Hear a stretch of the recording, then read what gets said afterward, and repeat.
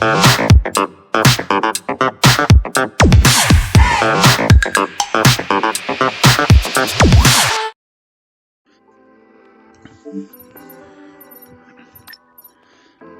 afternoon, Guardians. This is Outer Seer. Thought we'd do a quick tutorial for tips and tricks on how to create some maps.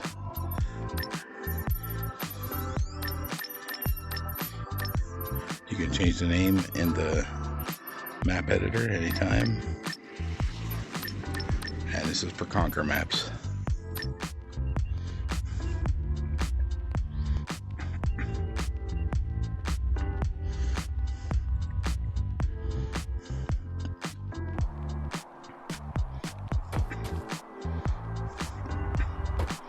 First thing you're going to want to do is familiarize yourself with precision mode and where the menus are. So precision mode is your non-dominant hand X button, the lower button, and it's really how I do most of my work. So there's some things you have to be in out of precision mode to do, but most everything you do in precision mode. And then your menu button on your non-dominant left hand pulls up your menu, and we're going to jump right into settings. Down here, bottom right, settings, the big one you want to turn off, because I think it comes on and standard comes on, is enable gravity on objects. And I'll show you how that works. You can drop your nests and your minerals into place, but you'll find in a lot of places where you have a lot of objects, sometimes it will not allow it to set down, it'll kick it out. So it's just best to turn the enable gravity off completely, and wherever you set it is where it stays, and it works pretty good. I use that for everything. One thing you want to look at too is box selection for most objects. We'll get into that later, actually. Let me shut that off. I'll come back to that. Lock all objects. When you have a map built up and you have a huge amount of objects in there, you do not want to accidentally bump it, so you lock all objects, and then everything you build from that point on. Give you an example. You can still move. So you can move it around, but you can't accidentally bump that. So you set that in there and you say, oh, shoot, okay, I didn't accidentally grab it. So it's a very useful tool. Believe me, you will very many times bump something and it'll drive you mad. So let's go back to that. I'm going to turn the lock all objects off. I don't need that yet. Snap rotation, my favorite tool in the whole game, especially when you're building buildings and what have you, especially the ancients. See how that keeps that straight up. Now if you turn the snap objects off, it'll go in any way you want, and it takes extra time to line it up. It's just so much quicker to turn that on. Boom, look at that. No matter how you move it, until you turn it to a certain point, you get 90 degrees, or whatever you set it at, 11.25 degrees. Let's go to a 45 degrees. All pretty self-explanatory. Gives you some options to play with, but keeps everything nice and level. So then you have snap to grid, which is magnificent for floors, and you want to keep your snap rotation on when doing this. Let's do a floor here or something. You see, when you grab it, it goes right to the middle of the object on most objects. So what that does is, let me change the snap rotation and the grid size. Grid size is there. See how it keeps everything perfectly level. Now see, when you do that, you say, oh shoot, well it's not lining up. Just change your grid size. And there it goes. And like here where it's overlapped a little bit, you can change that grid size. I mean, grid size change should help that a little bit less. Look at that, right on there. Oh, except for I dropped it. Look at that, perfectly level flooring. Very useful tool. And then, see, this is where we can go back to the box selection. Say you want to select a single object, boom, no, or let's select a box selection of objects. All those objects become one usable object, scalable all together. You see?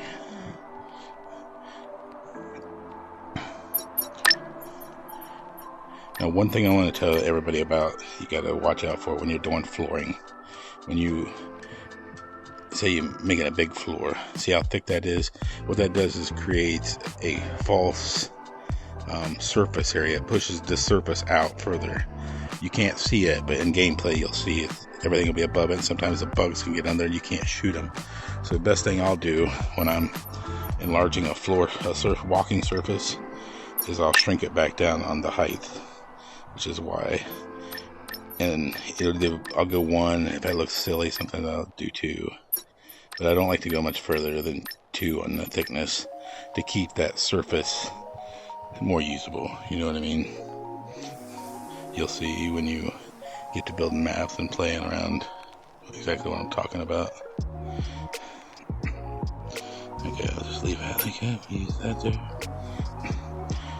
Since I got this little floor going on, we could build on that. So a nice thing about this, see your walls, simple wall. I'm just going to enlarge it and use that for copying an object. Use your lower trigger, when you hold it with this trigger, you copy it with this trigger. Especially, you gotta have this turned on. I think it's already turned on. Clone when pressing trigger grip, yes. So you go down, this trigger, click it, just keep holding on to the top trigger. Just goes right along. It's really slick and smooth. It works pretty good. You notice I got the 90 degrees on. Now see, what am I going to do here? Well, obviously I can move that, and it's still not enough. So you could edit this and change the width. Double check see, change the width individually. And there you go. You put pieces in together like that. Say you don't want to have a whole bunch of walls. And I'll do this sometimes, especially on the wallies.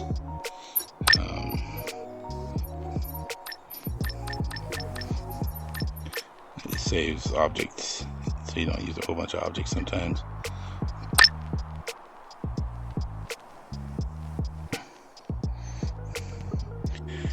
And I'm just throwing this together real quick. It's not anything fancy or special. Quick map. To show you how quickly you can create a nice, really nice map.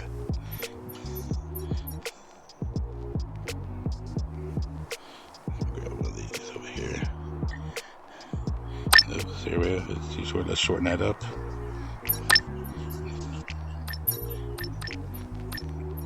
Nice, the overlap's not bad there.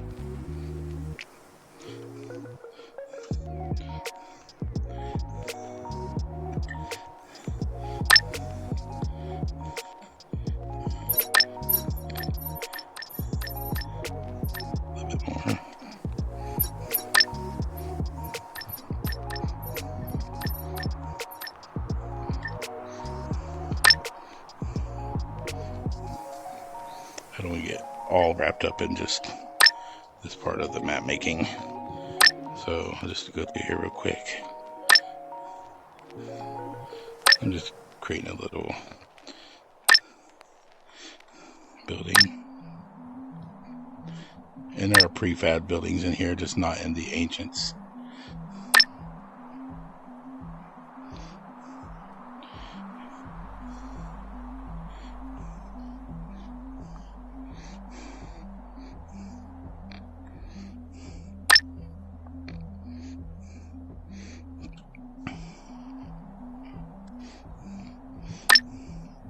Let's move it to a better location so there's not.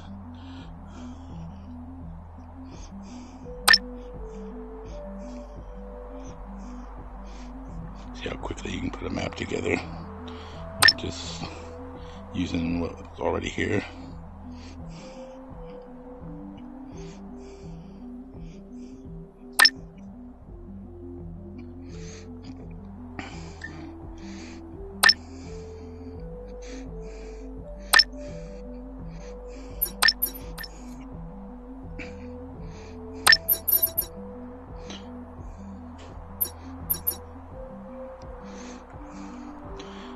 you go, you got that. Pretty nice, right?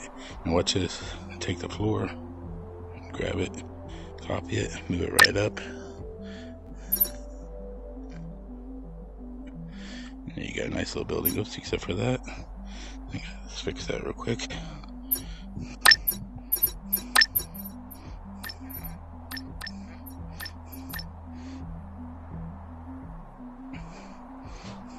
And so you say, oh, what do we got? What are we gonna do here? Oh, let's build and grab a little small wall. You can use practically anything in there, obviously, but simple wall is a short wall. Where's that at? I'm probably looking right at it. There's a rounded simple. This is half my problem, is looking through stuff and I forget where it's at. So we'll just use the rounded short wall, lowered short wall. Although right there it is as soon as I pick that.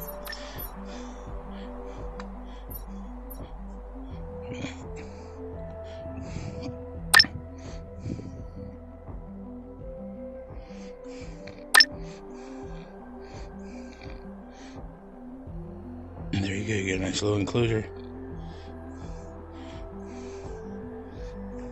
Now you're going to want to put some stuff in there. What's great, I love this Ancients, because you really can do a lot with it. Create some really cool graphics in here. And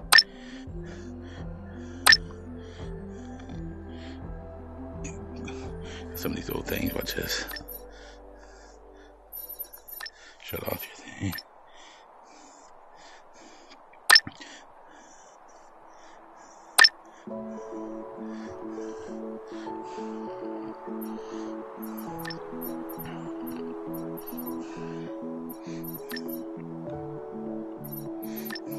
Now I'm just whizzing through some stuff here. I'll get into some more detail about things here in just a moment. Some stuff that you're going to need to know. Just trying to throw together a little story here. This will be our start point. Alrighty. Okay, so we covered some of the basis of what's going on here. Some things I left out because I'm running pretty much a flat map, but you're going to need to know. You need to be out of precision mode, which is, remember, your bottom on your left hand or your non-dominant hand, X button. Go to world. Oh, see, I'm not in. I'm still. Now there we are. Okay, you could change your height. You can make hills, and you can really bring that up. Watch this. I'm gonna do it, but I'll take it back out afterwards. Boom. Look how high you can bring it. The whole platform of land up this high. Of course, we can't play that, but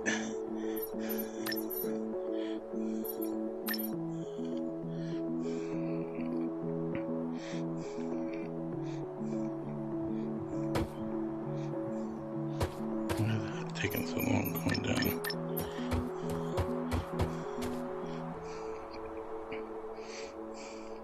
On a much larger map, it's almost instant.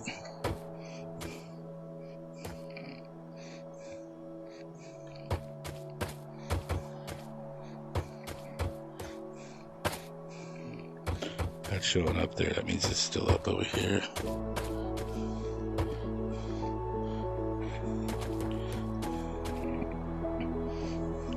We're all good.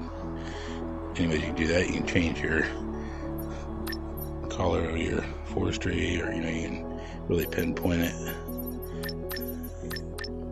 Create little paths.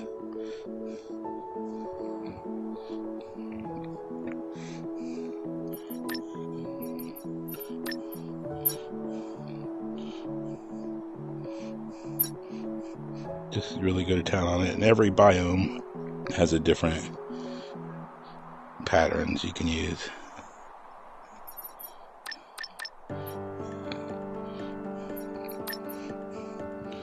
Yeah, very simple. I like to turn on my vegetation, especially on these types of maps.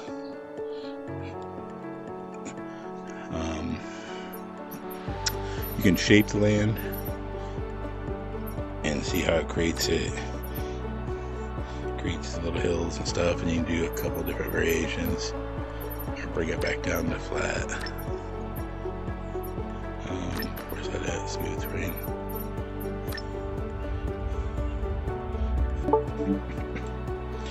Okay, so you got that all figured out. You make holes in the land if you want to create tunnels and what have you. After you rise it up a little bit, we go through environment and see. Let me show you some things about the environment, which is pretty incredible. It changes the whole viewpoints of the game. Okay, my lighting. Here's how I like to set my lighting up. I go 0.3. So it makes it a little bit darker. I turn off the sun, no shadows. And then I'll change it to 3 and see how bright that is. Now what I'll do is I'll pick a skybox that I kind of want to go with what I'm doing. That doesn't fit the age, it real does it. So here, let's go to this one. This is kind of a cool one. See how nice and bright that is. Now I'll go in to create the atmospheric environment. I'll pick a color, that's similar to up there in the skybox, and come over here and go nice and light. You don't want to get too much. You can, it doesn't matter. For me, I just like to do it like that, and it creates a nice light hue. That's a little more than I want. So it just has a nice reflection of the atmospheric environment. You can go crazy and go full green, and it'd be green, and it's cool. I like playing maps like that, but for me on this map, I'm just going to do, like I said, very light hue to it. Kind of reflects the weirdness, that weird light of the sun. So okay, there we go. We got that ambient. You can change the fog color, and that's just playing with it. It increases the fog density, which that's a high for me. I like to do it about 0.003 or 2, sometimes even 1, depending on how big the map is and how much fog I want going to the hills. You can go now. Music, you notice I don't have the music on. That's in the settings, and I usually leave it on so I can hear it and not forget to change it. So that's what you'll hear all the time while you're doing map making. And believe me, it'll become the worst song in your head. But you can change it up, and this is what it'll play in the map when you play it.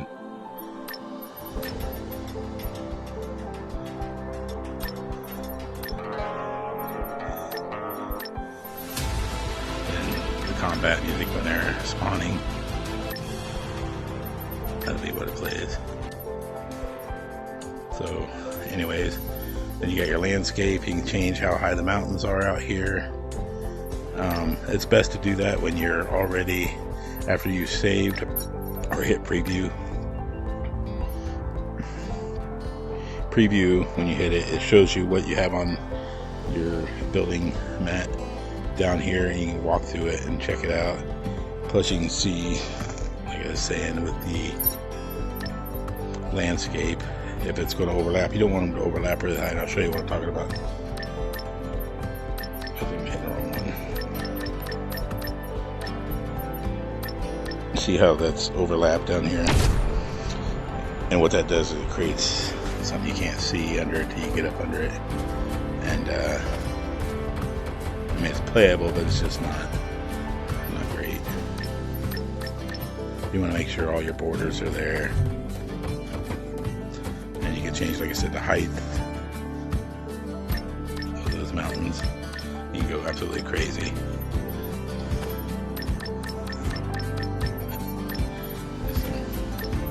Pretty sizes, big bars, medium. That's good.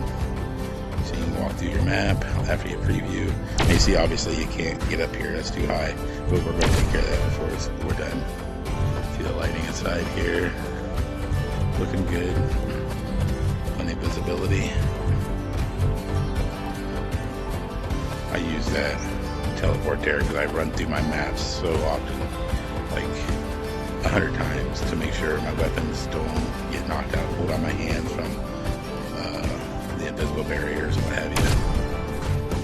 So let's go back to platform. We're at preview. Let's go ahead and save it real quick. turn the music down so you guys can hear me.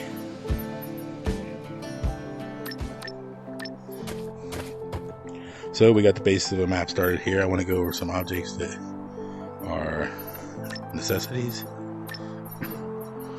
Let's go to special. Okay, obviously you need nests. We got one nest sitting here, and each nest is dictated by these crystals, the minerals. If I put no minerals there, AI is going to say, hey, that's a main nest. It doesn't matter. It's going to have all the aspects of a main mother nest. Well, I'm going to have several nests, so I want to tell it what I want, and I'll usually do 1 or 2 crystals. One crystal will be the lowest amount of shielding that has a what do you call this guy, sentinel in it. And we're just going to make 3 nests in here, and then the more crystals, the faster everything regenerates and shielding, all that works. These right here are your player spawns. I'm going to bring those back to where your base is.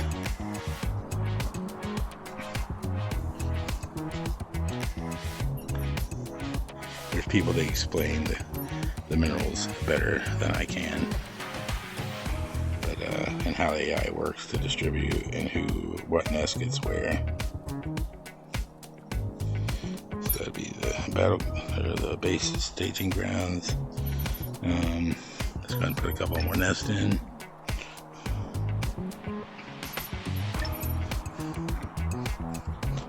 I don't like to go crazy with the extra sentinels. Some people do. I used to when I first started making maps. I thought, oh man, I'm gonna put 50 of them here. Well, you know, it just becomes a zap fest, and it messes with how the game plays and lag and everything. And I only put a couple in usually. Trying to cover a lot here. I'm jumping around really quickly. Let's go back to some of the basic things that you're going to need to know for start your map. Okay, so we got the basic map. This right here is your drop point for your drop ships. It delivers supplies. It'll drop these reward boxes. Let's go add some vegetation. Now you got to remember these trees, zappers can shoot through them, so they can get a little crazy, drive you crazy. So you don't want to put a bunch of zappers behind them, the sentinels, because that's just evil. Who would perform an evil thing like that? But no, just remember you can shoot through some of the trees. I don't recall which ones you can and can't, but it just adds a nice environment, makes it more realistic when you're playing.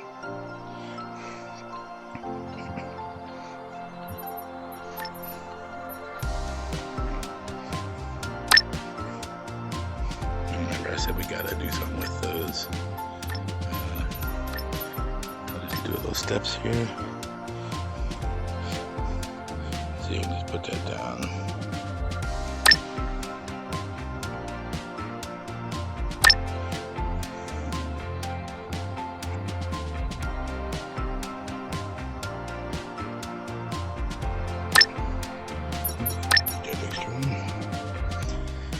And for all intents and purposes, we have the start of my map. I think I'll add a couple more pieces out here to make it. I'm looking for. I got something of that right there, so I was thinking about. My 90s. Just to give it a little more cover, maybe.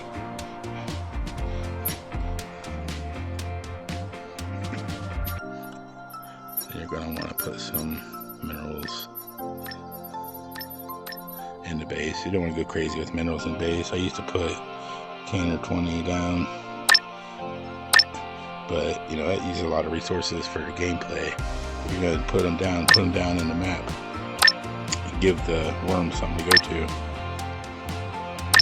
Create harder gameplay, you know, not necessarily harder, but more fun going around destroying nests. So that, I'm just covering the basics right now. We'll come back to some harder stuff. This one's a really cool one. I like to use this in most of my maps. All you gotta do is place this unit, then replace or build your rewards box. Go in there and tell what you want. You can have minerals, whatever, weapons, invisibility, health, image. I like that right there. You want to keep it, make sure the gravity's off on your box so it doesn't go falling. I mean, typically you're okay with that, leaving the gravity on. Me, because I'm such a bad aim, sometimes I just want to make sure that the gravity's there, and that way if you put this on an angle, it don't go falling off. See, if I wanted it like that and put it up there, it would stay on that. It's actually backwards. If you want to see the time, it has a 20-second timer on it during gameplay. Then we have to configure our game. And we'll go through real quick. We'll leave it on normal. Change the health of the player. Let's go to 200. Respawn time like 4 seconds. That gives your teammates time to pick you up if you fall. We'll make it $1,500 because this is an easy map. This is how many minerals your collectors picks up in a second. Put that to 4. We'll leave the 15 seconds between what do you call it? Frequency, drop rate, or collection rate. If you turn it to 120, it'll turn up to the fastest that the sentinels respawn near the nests, and the collection rate that the nest actually pull the minerals out of the ground at. But that's a little high for this map, so we can leave it at 1. We can go back. I'm going to go up to 25. Leave all this is pretty good right here. Leave that. This right here is the biggest one. A lot of people build maps and like, holy crap, it only spawned one spawner. Why is that happening? This is why. The actual initial spawners when you start it. Let's give it 3 because I got three nests in there, and let's let it add 2 more during the game after, and you'll see it'll allow 2 more nests to spawn. You could turn on your mushrooms. I don't like mushrooms in my maps, but that's just personal preference. Bug ship attacks I do turn on usually, and what that does is during gameplay a bug ship will fly in and create a point. If you don't destroy that point, the bugs will spawn in from there and come and attack. It's full attack for a set amount of time. I don't remember what. Turn nest health bonus up. I only go about 10 15 usually. You can go really crazy and make the nest super hard to kill, but it's really not a lot of fun to have to sit there and just kill a nest, especially if you got 20 nests or more than 20 nests. Turning it up high, that's all you do is sit there and shoot nests, and it's not any fun. When you turn this on, I kind of like this new feature since the latest update. When you turn the nest self-defend, after you shoot the nest and it's a like a level 1 nest, it'll continue to produce bugs until that part of the nest that's been blown up is defeated or completely evaporated away. And then we go to AI. AI tells what kind of bugs. It's usually, if you go like this, we're going to do it normal. And you'll see wave 1 already has bugs picked out for you. How many bugs spawns with that wave, type of wave you want, seconds between everything. And you can change how much damage bonus each bug gets during that wave. We're not going to mess with that for this level of whatever gameplay, because what I said, we got that set on normal. Yeah, normal. So this one, if you don't turn that scorpion's turn off, if you don't turn that number up 1, you won't get a scorpion spawn in there. And your guardian units are your mech and your robots, all your technological bosses. Anyways, so yeah, we'll do 1 scorpion. I like dragons, so let's add a dragon in there. And you just pick and choose. You can add all of them if you want. It's up to you what kind of map you want to play, have played. So there we go. We're ready to go. We could actually save this and play this map now.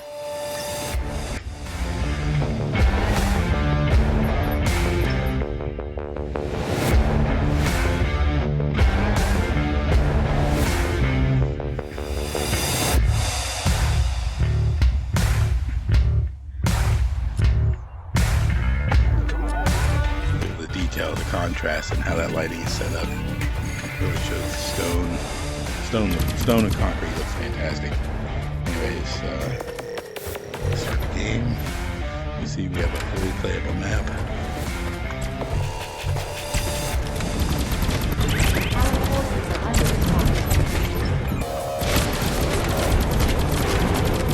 My X2 is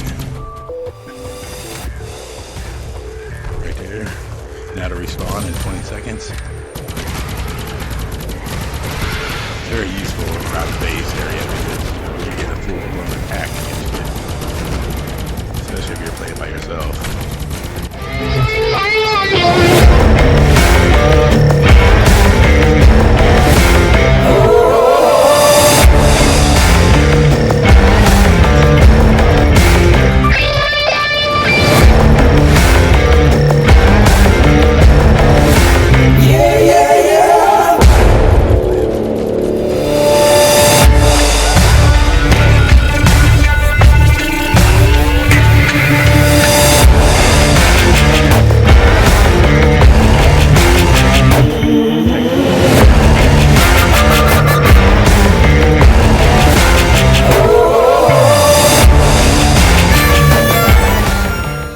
It's different ways we can make the game play out.